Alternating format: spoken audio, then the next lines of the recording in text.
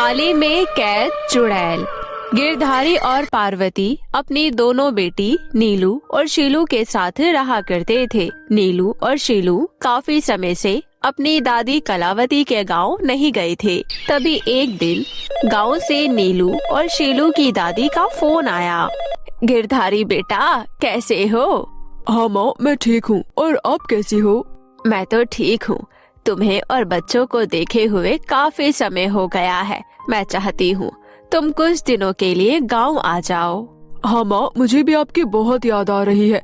मैं कल ही गांव के लिए निकलता हूँ। फिर अगले दिन गिरधारी अपने परिवार के साथ गांव पहुंचा। कलावती अपने बेटे गिरधारी, बहू पार्वती और दोनों पोतियों को देखकर बहुत खुश होती है। आ गए मेरे लाडले बच्चों, तुम्हें कितने दिन हो गए हैं देखे हुए।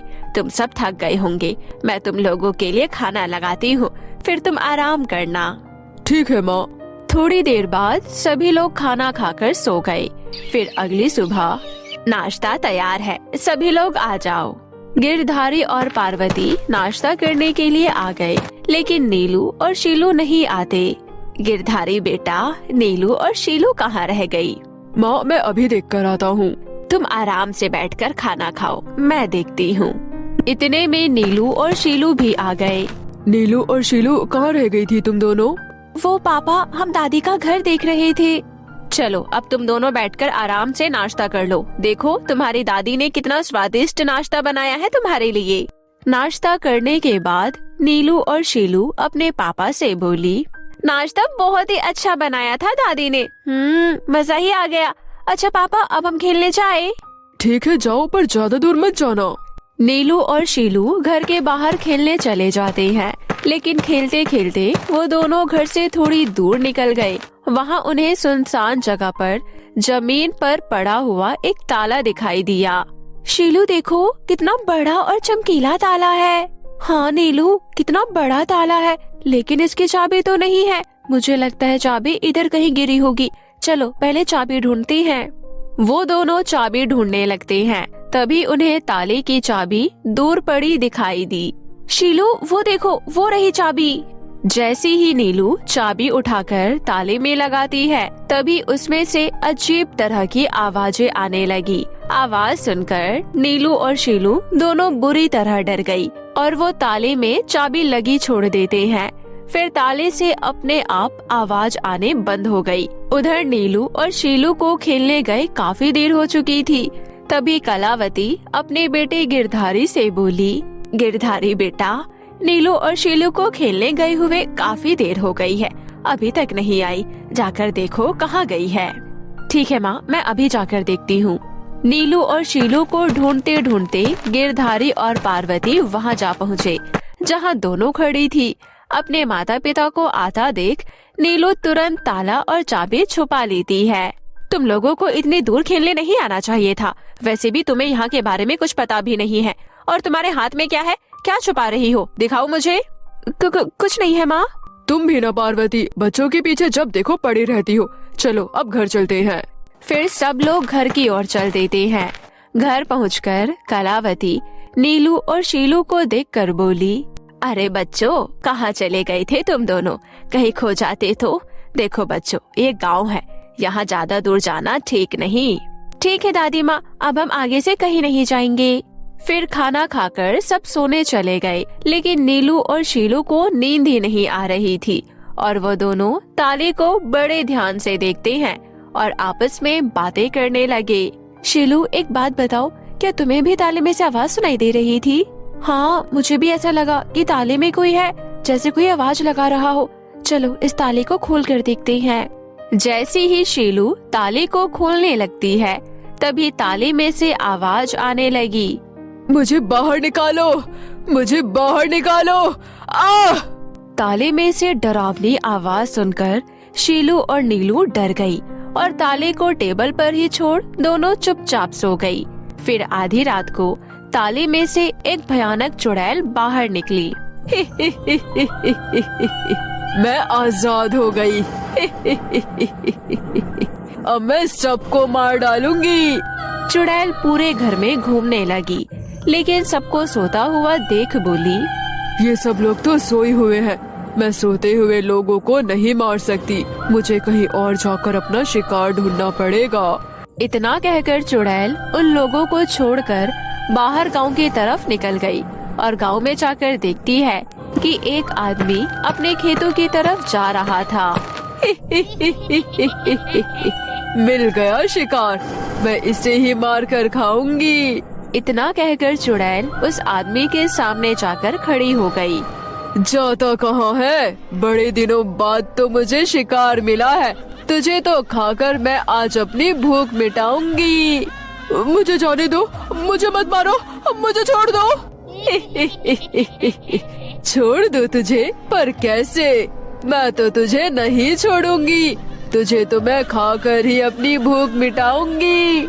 चुड़ैल उस आदमी को मारकर खा जाती है और फिर सुबह होती ही गायब हो गई। जिस आदमी को चुड़ैल ने मारा था, उस आदमी के मरने की खबर पूरे गांव में फैल गई। जब ये खबर कलावती के घर पहुंची, तो वो भी आपस में बातें करने लगी। पता नहीं बेचारे उस आदमी को कौन मारकर खा गया। बेचारा रात को अपने खेत पर रखवाली करने गया था और वहाँ देखा तो उसका सर पड़ा था, किसी ने उसकी खोपड़ी खा रखी थी। माँ, मुझे लगता है कोई जानवर खा गया होगा। मुझे तो कोई बुरे साय का काम लगता है, अब कोई घर से रात को बाहर नहीं निकलेगा। उन लोगों की बात सुन नीलू और शीलू की भी आंख खुल गई और वो आपस में बात करने लगी। शीलू, लगता है बाहर कुछ हुआ है, चलो चल कर देखते हैं। फिर दोनों अपनी दादी से पूछते हैं, दादी माँ क्या हुआ, आप किसकी बात कर रही हो? तभी पार्वती अपने दोनों बेटी को समझाते हुए बोली, नीलू, शीलू, सुना तुमने? कोई जानवर एक आदमी को मारकर खा गया है। तुम लोग अब घर पर ही रहना, इधर उधर खेलने मत जाना। क्या मम्मी, हमने तो अभी गाँव भी ठीक से नहीं देखा और आप हमें बाहर जाने से मना कर रही हो। मम्मी, शीलू सही कह रही है। नीलू, मैंने कह दिया ना, बाहर नहीं जाना तो नहीं जाना। अगर तुम्हें कहीं जाना होगा तो हम तुम्हें लेकर जाएंगे, अब ठीक है ना? नीलू और शीलू दोनों खुश होकर कहते हैं, ठीक है मम्मी। नीलू और शीलू आज सारा दिन भर घर पर ही खेलते रहे। उन्हें खेलते खेलते शाम हो गई। तभी उनकी दादी कलावती उनसे आकर बोली, बच्चों जल्दी से तैयार हो जाओ, आज पड़ोस में बच्चे का नामकरण है, उन्होंने हम सबको खाने पर बुलाया है। ये आज तो बड़ा मजा आएगा। फिर सभी लोग तैयार होकर पड़ोस में खाने के लिए चले गए। उन्हें पड़ोस में काफी देर हो गई। कलावती अपने बेटे, बहू और पोतियों के साथ घर लौट ही रही थी। वो लोग अपने घर की ओर जा ही रहे थे कि तभी उन्होंने देखा एक भयानक चुड़ैल गांव में घूम रही है। सभी लोग चुड़ैल को देखकर बुरी तरह डर जाते हैं और एक घर के पीछे छुपकर चुड़ैल को देखते हैं। तभी चुड़ैल ने देखा घर के बाहर एक आदमी चारपाई पर सोया हुआ था। यह आदमी तो सोया पड़ा है, मैं इसे नहीं मार सकती, मुझे यहाँ से चलना चाहिए। चुड़ैल की ये बात सुन कलावती और उसके परिवार को बड़ा अजीब लगा। चुड़ैल ने उस आदमी को कुछ किया क्यों नहीं? माँ, मुझे भी कुछ समझ नहीं आ रहा। तभी कलावती नीलू और शीलू को समझाते हुए बोली, बच्चों चुप रहना, कुछ भी मत बोलना। तभी वो देखते हैं एक आदमी खेतों की तरफ जा रहा था। तभी चुड़ैल उसे पकड़कर उसे मारकर खा जाती है। तभी चुड़ैल की नजर कलावती और उसके परिवार पर पड़ी। मिल गया शिकार। आज तो मैं पेट भर कर खाना खाऊंगी। पर सबसे पहले किसे खाऊं? तभी चुड़ैल पार्वती को पकड़ लेती है। मत मारो मुझे, मेरे दो छोटे छोटे बच्चे हैं, मैं मर गई तो उनका क्या होगा? इन बच्चों की वजह से तो मैं आजाद हुई हूँ, इन्होंने ही तो मुझे ताला खोलकर आजाद किया है। चुड़ैल की बात सुन कलावती बोली, यानी तुम ताले में कैद थी? हाँ, अब मैं सबको मार डालूंगी। किसी को नहीं छोड़ूंगी। तभी कलावती नीलू और शीलू से चुपचाप ताले के बारे में पूछती है। दादी, ताला तो हमारे पास है। कलावती धीरे से अपने बेटे गिरधारी से बोलती है, मैं इस चुड़ैल का ध्यान भटकाती हूँ, तुम जल्दी से घर जाकर गंगा जल और हथौड़ा लेकर आओ। तभी कलावती चुड़ैल का ध्यान भटकाते हुए बोली, इसे छोड़ दो और मुझे खा लो। तुझे तो मैं सबसे बाद में खाऊंगी। कलावती चुड़ैल को बातों में उलझाए रखती है। इतने में गिरधारी घर से गंगा जल और हथौड़ा ले आया और वो हथौड़े से ताला तोड़ने लगा। अरे ये तुम क्या कर रहे हो? रुक जाओ, मैं तुम लोगों को छोड़ूंगी नहीं। इस ताले को मत तोड़ो, मैं मर जाऊंगी। तभी कलावती गिरधारी से बोली, गिरधारी बेटा, जल्दी से ताले के ऊपर गंगा जल छिड़क दे।